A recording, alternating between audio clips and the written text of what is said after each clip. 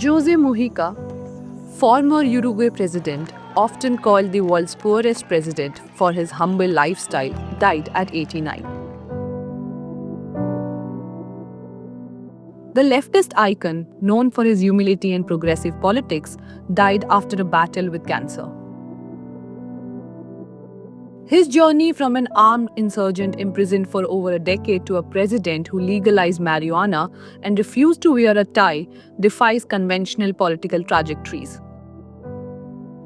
So let's take a quick look at the life of the world's humblest head of state. Jose Mujica was born in Montevideo in 1935 to a farming family of Basque and Italian origin.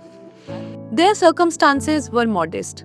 Mujica was 5 when his father died, and he and his sister worked on the family flour farm from an early age. He did go to school, though, and went on to study law, later dropping out as he became increasingly involved in the student movement.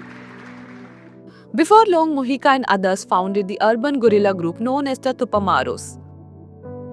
At the time, the early 1960s, there was a mass unemployment in Uruguay. And soon he landed in jail. He was shot 6 times and spent 14 years in jail. From 1973 to 1985, Uruguay was under a military dictatorship. Most of his detention was spent in harsh conditions and isolation until he was freed in 1985 when his nation returned to democracy.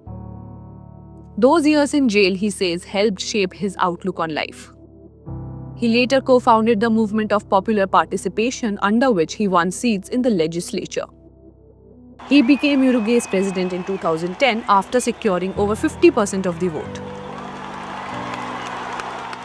Widely known as Pepe, when he became Uruguay's 40th president at the age of 74, he steered his nation through economic growth and pushed through some of Latin America's most progressive reforms.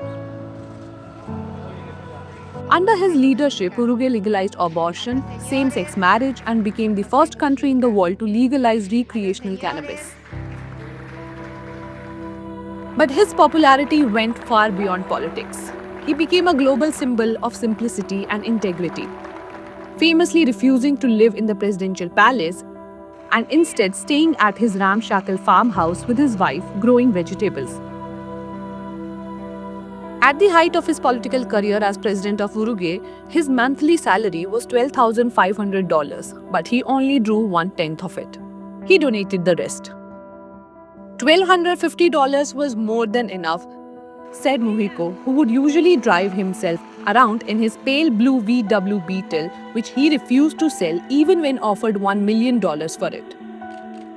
He rejected the world's poorest president label, saying, "I'm not a poor president. Poor is someone who needs a lot.